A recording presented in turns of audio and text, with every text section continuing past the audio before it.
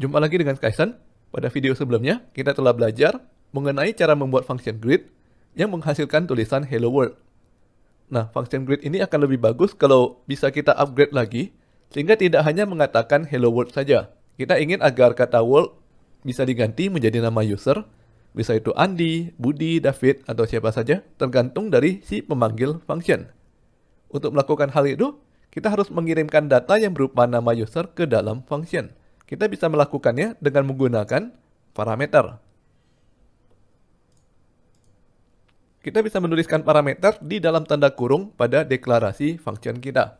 Sebagai contoh, di dalam kurung function grid, kita tambahkan $name. Cara menulis nama parameter mirip dengan cara menuliskan nama variabel. Kemudian di dalam function, kita bisa menggunakan parameter tersebut sama seperti cara kita menggunakan variabel. Jadi kita mengubah isi functionnya menjadi menyebutkan kata hello diikuti oleh parameter name. Kalau kita memanggil function tersebut dengan cara grid dalam kurung Budi, maka kita mendapatkan hasil hello Budi. Di sini ada beberapa istilah yang perlu kita ketahui ya. Pada saat kita mendeklarasikan fungsi grid, di dalam kurung ada $name, ini kita sebut dengan nama parameter. Kemudian kita lihat lagi di bawahnya, pada saat kita memanggil fungsi grid, kita mengirimkan string Budi. String Budi di sini adalah argumen. Jadi sebenarnya di sini ada dua istilah yang berbeda, parameter dan argumen. Namun pada prakteknya, kita sering terbalik untuk menyebutkan yang mana parameter dan yang mana argumen, sehingga akhirnya orang menganggap bahwa keduanya adalah hal yang sama.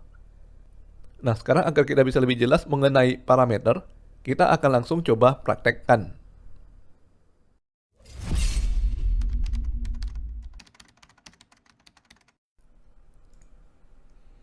Kita buka kembali file hello.php dari tutorial sebelumnya. Di sini kita membuat function grid yang menyampaikan kata hello world.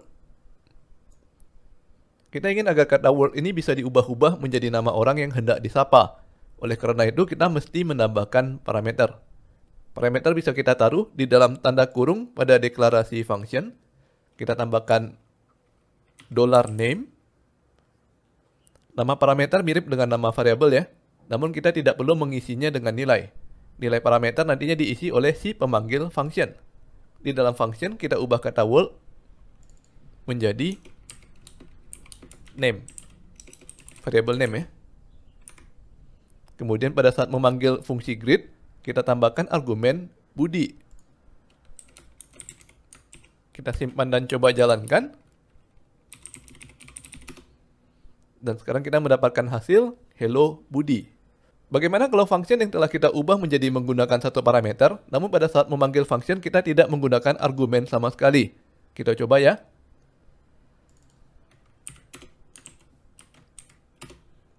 Ternyata keluar fatal error, karena terlalu sedikit argumen pada saat kita memanggil function grid. Jadi kalau kita sudah menetapkan bahwa function grid menggunakan satu parameter, maka kita harus mengikutinya pada saat kita memanggil function grid. Function grid bisa kita panggil berkali-kali dengan menggunakan argumen yang berbeda. Misalkan kita panggil pertamanya grid Budi, kemudian kita grid lagi Andi. Maka function grid dijalankan dua kali, namun menghasilkan output yang berbeda. Yang pertamanya adalah hello Budi, kemudian hello Andi. Function grid juga bisa kita panggil dengan menggunakan variabel sebagai argumennya.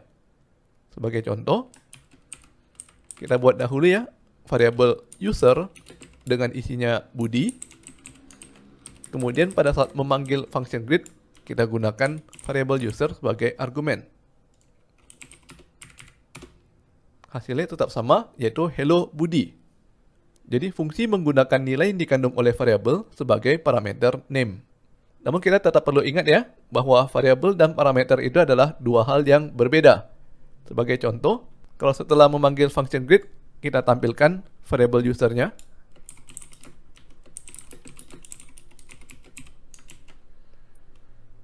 Kita coba jalankan ya. Pertama kita mendapatkan hello Budi, kemudian kita mendapatkan Budi. Budi yang kedua ini adalah nilai dari variabel user. Sekarang di dalam function kita ganti nilai dari variabel name menjadi world.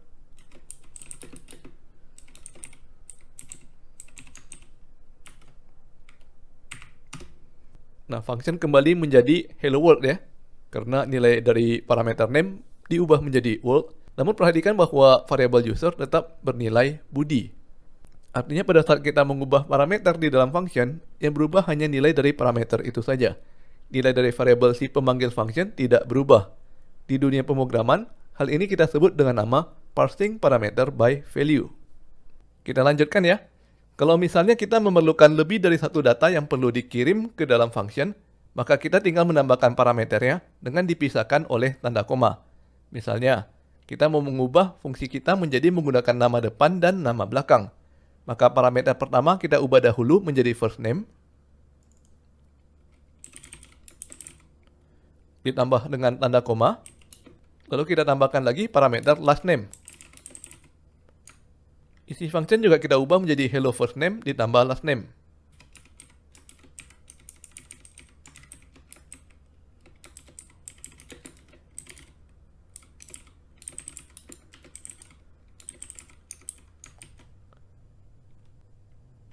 Kalau kita coba langsung jalankan, maka kita mendapatkan error ya. PHP tidak mau menerima kalau deklarasi function menggunakan dua parameter, sedangkan pada saat memanggil functionnya, kita hanya mengirimkan satu argumen. Kita harus tambah argumennya.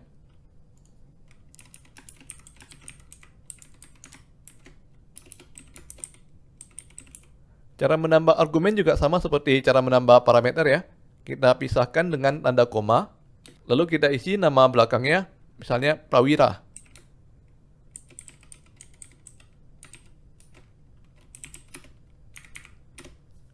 Dan kita mendapatkan hasil hello Budi Prawira. Kita lanjutkan materi, masih berhubungan dengan parameter. PHP memiliki fitur yang bernama default argument values. Dengan menggunakan fitur ini, kita bisa mengisikan parameter dengan nilai default apabila pemanggil function tidak memberikan argumen untuk parameter yang bersangkutan. Tadi kita sudah coba ya, kalau misalkan function kita memiliki dua parameter, namun dipanggil hanya menggunakan satu argumen, maka terjadi fatal error. Dengan menggunakan fitur ini, kita tidak mendapatkan error. Parameter yang kedua secara otomatis diisi dengan default value. Cara menggunakan default argument values adalah dengan menambahkan tanda sama dengan setelah nama parameter. Setelah itu kita isi dengan nilai default, dan biasanya parameter yang memiliki default value berada di bagian belakang. Kita lihat contohnya ya. Di parameter last name, kita tambahkan default value dengan nilai do. Jadi kalau function greet dipanggil tanpa argumen last name, maka last name diisi dengan string do. Misalkan kita panggil function greet hanya menggunakan satu argumen John, maka kita mendapatkan hasil hello John Doe. Kita kembali ke kode. Nah, sekarang kita ubah lagi ya. Pada saat kita memanggil fungsi greet, kita hapus argumen kedua. Jadi kita hanya memiliki satu argumen Budi. Kalau kita jalankan,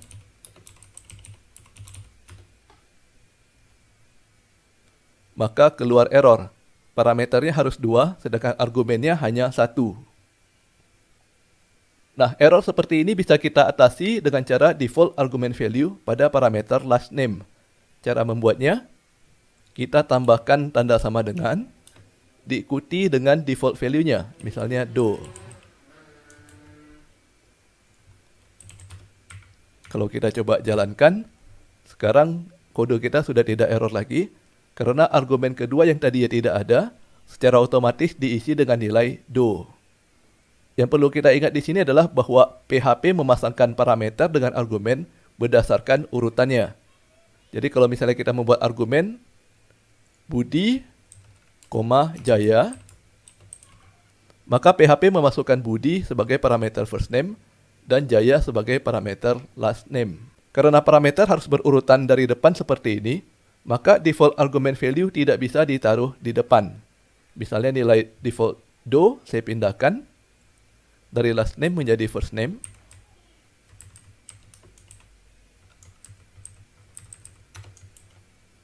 Kemudian function dipanggil hanya menggunakan argumen Budi saja.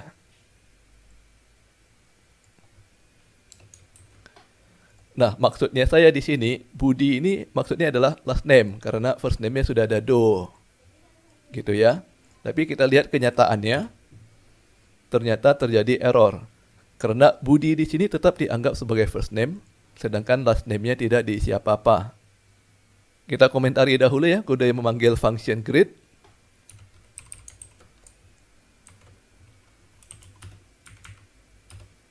Nah, sekarang kita mendapatkan pesan deprecated. Pada pesan errornya terdapat istilah optional parameter dan required parameter. Pada awalnya, semua parameter bersifat required atau harus diisi. Namun setelah kita menambahkan default argument value, maka parameter yang bersangkutan berubah jadi opsional.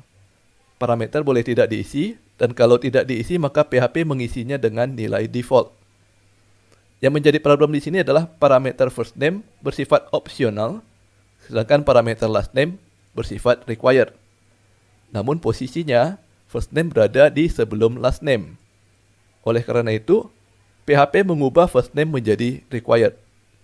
Nah, dengan aturan seperti ini, artinya kalau kita hendak menggunakan fitur default argument value, maka kita harus menggunakannya pada parameter yang posisinya di paling belakang.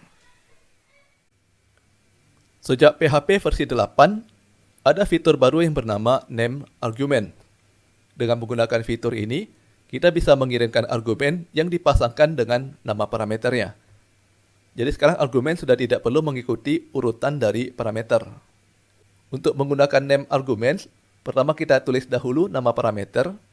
Namun ingat ya, nama parameter yang pada name argument ini tidak perlu menggunakan simbol $. Kemudian kita ikuti dengan tanda titik 2 dan nilai dari argumen tersebut. Kita langsung coba pada kodenya ya. Pertama kita hapus dahulu default pada parameter first name. Lalu kita panggil fungsi greet dengan argumen John dan Do.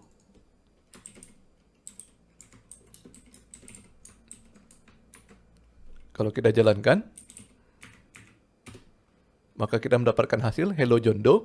Di sini kita harus mengikuti urutan dari parameter.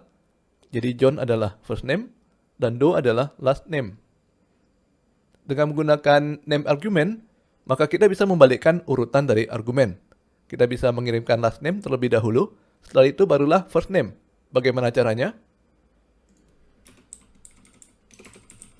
Sebelum kita menuliskan argumen, kita tuliskan dahulu nama parameternya, yaitu last name tanpa tanda $, diikuti oleh tanda titik 2, lalu nilainya adalah Do. Kita pisahkan dengan tanda koma, lalu kita ketik lagi first name, titik 2, John. Kalau kita jalankan, kedua fungsi memberikan hasil yang sama ya. Walaupun pada pemanggilan fungsi yang kedua, kita memasukkan argumen dalam urutan yang terbalik. Last name dulu, baru first name. Namun PHP tetap mengartikan John sebagai nama depan dan Doe sebagai nama belakang. Mungkin ada teman-teman yang bertanya ya, berhubungan dengan topik sebelumnya yaitu default argument value. Bagaimana kalau kita menggunakan default argument value untuk parameter first name, lalu kita gunakan name argument untuk mengisi last name. Nah, secara teori kan kedua parameternya sudah punya nilai nih. Kita coba ya. Kita isi default value parameter first name, John. Lalu kita panggil hanya menggunakan argumen pada last name. Kita jalankan. Dan ternyata error. Kita lihat lagi ke atas ya.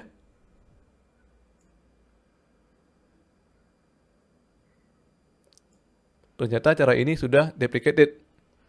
Artinya sudah tidak boleh digunakan lagi ya. Kalau kita ingin menggunakan default argument values, harus di parameter yang posisinya paling belakang. Kita lanjutkan ke topik berikutnya, yaitu type declaration. Kita sudah belajar ya cara menggunakan parameter untuk mengirimkan data ke dalam function. Masalahnya, parameter yang kita buat itu bisa digunakan untuk mengirimkan tipe data apa saja ke dalam function. Apabila tipe data yang dikirim tidak sesuai dengan function, bisa menyebabkan function menjadi error. Oleh karena itu, kita mesti membatasi tipe data yang boleh dikirim ke dalam function dengan menggunakan type declaration. Kita lihat contoh kasusnya ya. Misalkan kita membuat function total dengan parameter A dan B. Di dalam function, kita menggunakan operator tanda tambah untuk menambah nilai A dan B. Jadi tujuan dari function ini sederhana ya. Kita ingin menghitung jumlah A ditambah B dan langsung kita tampilkan ke layar. Pada bagian atas, kita memanggil function total dengan menggunakan dua argumen yang tipe datanya adalah integer, bilangan bulat. Function berjalan dengan benar ya. Kita lihat hasilnya di sebelah kanan. Nilai 1 ditambah 2 menghasilkan 3. Sekarang perhatikan di bagian bawah. Function dipanggil dengan menggunakan dua argumen yang tipe datanya string, yaitu hello dan world. Akibatnya, pada saat PHP menjalankan hello ditambah world, terjadilah fatal error. Operator tanda tambah tidak bisa digunakan untuk tipe data string. Oleh karena itu, pada saat kita membuat function, lebih baik kita deklarasikan tipe data apa saja yang bisa dikirimkan ke dalam function. Caranya, sebelum kita menyebutkan nama parameter, kita sebutkan dahulu tipe datanya. Sebagai contoh di sini tipe data int untuk bilangan bulat. Jadi kita hanya boleh menggunakan bilangan bulat ke dalam function. Bagaimana kalau ternyata pemanggil function mengirimkan tipe data lain, misalnya mengirimkan string? Nah, pertama PHP akan mencoba dahulu untuk melakukan konversi tipe data dari string ke integer. Kalau bisa, maka PHP meneruskan pemanggilan data tapi menggunakan tipe data integer. Sedangkan kalau ternyata tidak bisa, maka PHP langsung menghentikan jalannya program dengan alasan fatal error. Apa saja tipe data yang didukung oleh PHP? Nah, di bagian sebelah kiri, ada tipe-tipe data yang sudah pernah kita bahas pada video sebelumnya, yaitu int untuk bilangan bulat, float untuk bilangan desimal, bool untuk benar atau salah, string untuk teks, dan null untuk kosong. Sedangkan di sebelah kanan adalah tipe data yang lebih rumit yang masih belum pernah kita bahas pada tutorial. Nantinya tipe data yang sebelah kanan akan kita bahas pada saat kita memasuki ke materi yang bersangkutan. Kita praktek coding ya. Kita lihat kembali ke function greet. Seharusnya kita menerima parameter dalam bentuk string. Jadi kita ubah parameternya menjadi string first name dan string last name.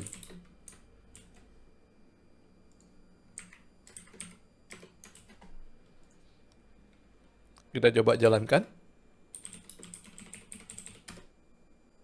Berjalan normal ya. Kalau misalkan kita ganti salah satu argumennya menjadi angka 1,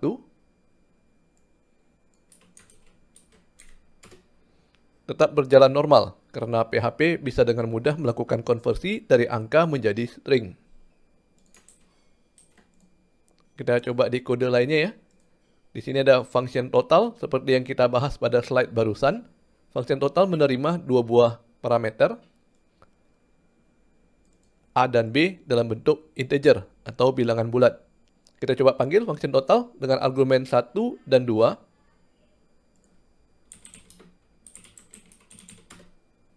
Maka kita mendapatkan hasil 3. Kalau kita coba ganti argumen pertama menjadi string 1,